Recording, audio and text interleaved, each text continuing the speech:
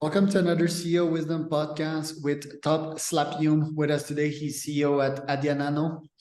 We're going to talk about automotive, energy, electronics, medical, because he's developing a novel method of nanomaterials development, namely nanosilicon and graphene composition of high purity.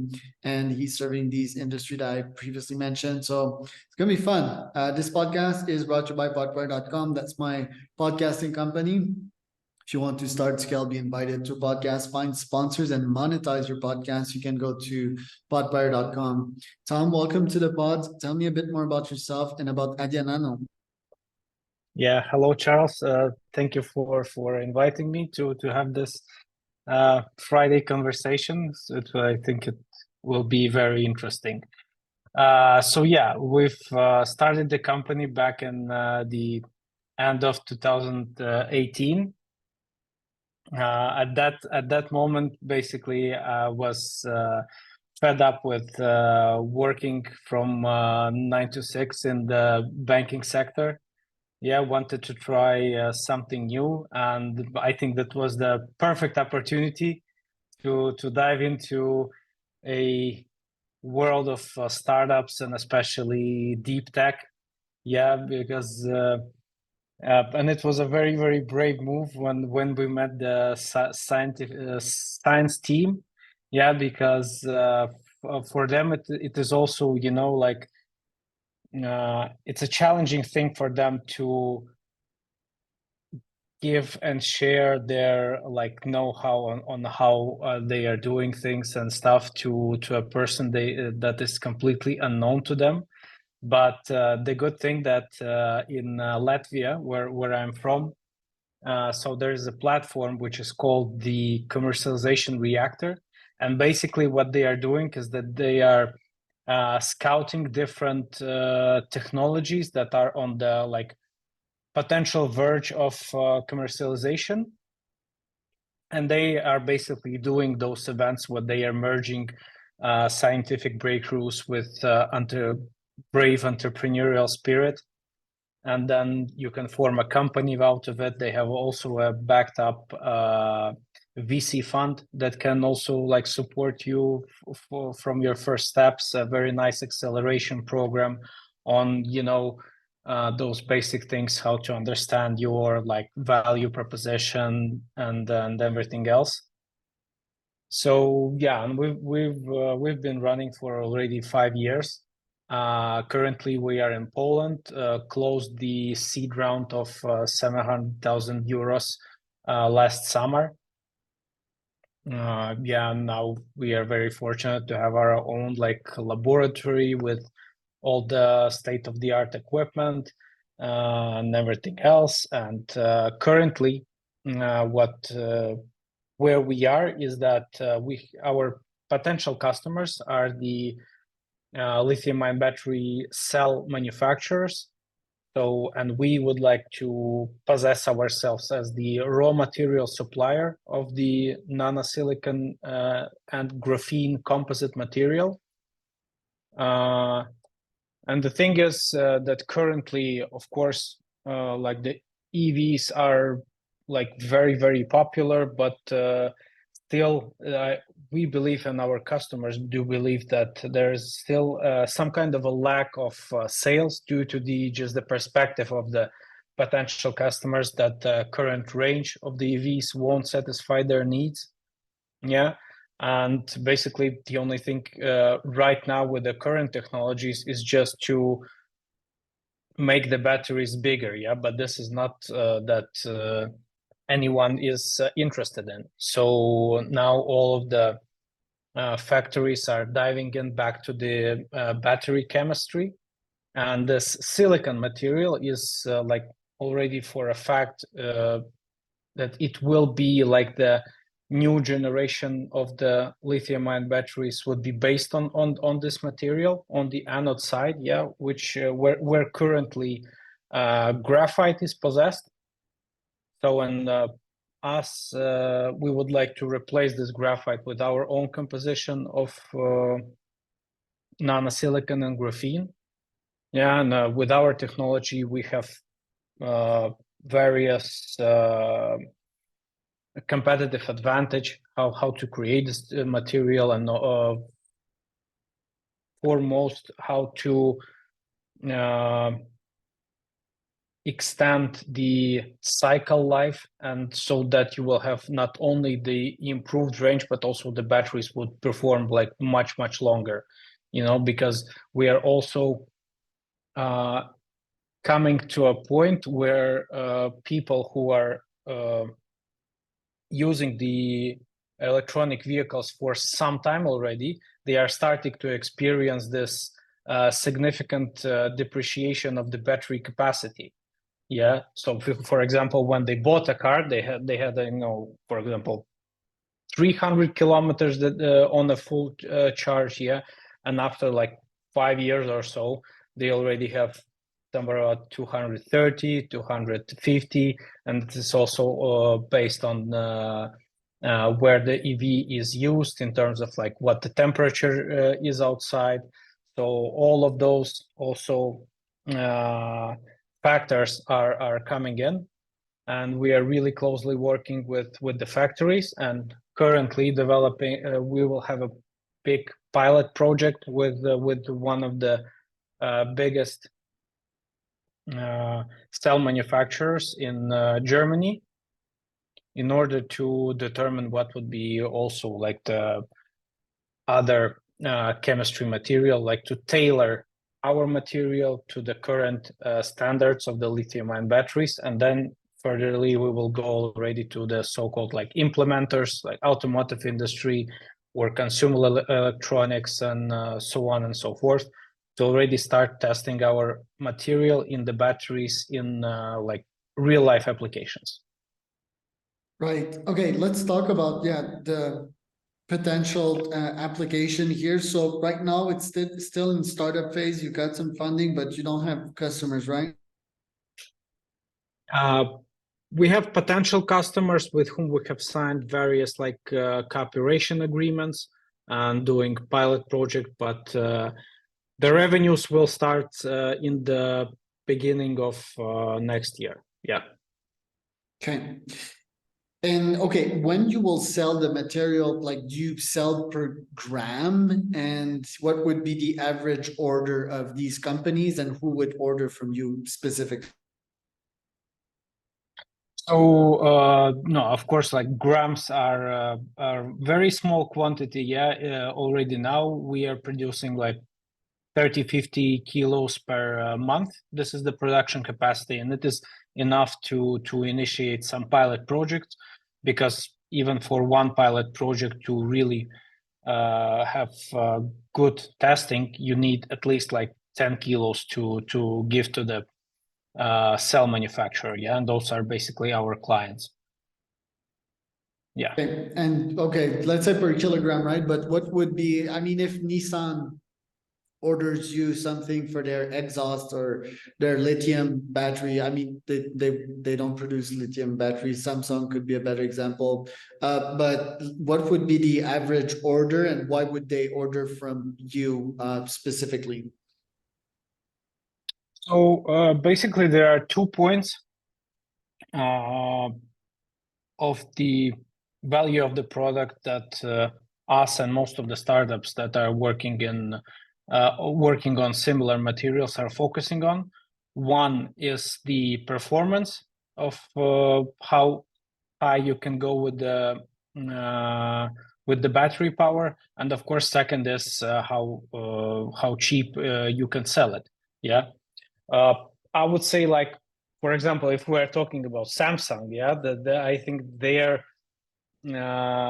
how much of the material they are consuming per month. I think it is measured in like tens of tons of material. Yeah, even if we will talk about some our clients here who are, for example, if to compare with the Samsung, they are relatively small. Even they are already now consuming like tons of material per month. Yeah, so this is what we are aiming, and this is basically is the aim of our next financing round, when we will already have like full testing done with the potential customer, we would like to scale the production capacity to at least 1 ton per month. Yeah. So yeah, this is basically where we are aiming from, and those are the order like quantities from the market. And they use your material because it's more durable, right? What's the value of the innovation here? It's not only durable, but so basically we can go into 2 different directions. Yes, since the material can be much more powerful than the one that is currently inside the batteries, we can either increase the range of, for example, the like electronic vehicle, yeah, if we're talking about that, or we can decrease the battery weight by like 35% at least, but still maintaining the initial capacities that manufacturers had. So in both of those scenarios, we're really contributing to fewer CO2 emissions, because if you are decreasing the weight of the battery, thus lesser raw materials are used. So we are somehow contributing to lesser mining of the initial raw materials, which is also now like a big issue, because according to the market forecasts and everything else, like we will have the lithium for 350 years with current mining. Yeah, and if we all would also take into account that, for example, Europe would like to ban all the combustion engine production by like 2030 or 2035, then the electronic vehicle market would just like go through the roof, you know? So this is the one thing. And of course, with increasing the range, we are also aiming to increase the battery life cycle. Yeah, so that, for example, when you are buying an electronic vehicle, it's not only more powerful and can go longer, but also through the years, you will have more time for the battery to run like really smoothly. So what's your growth plan here? You have the technology almost up to date and ready to go to market. How will you get all of these brands and clients to buy from you?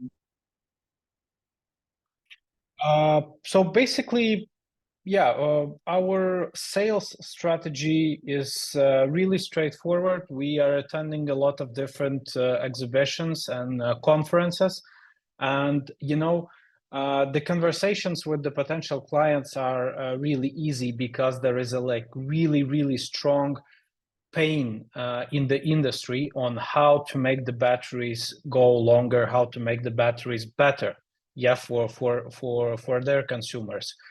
So yeah, in this direction, everything is like really easy and smoothly. Of course, the main risks are on our side, that we need to really deliver a good material, you know, so that everything could work.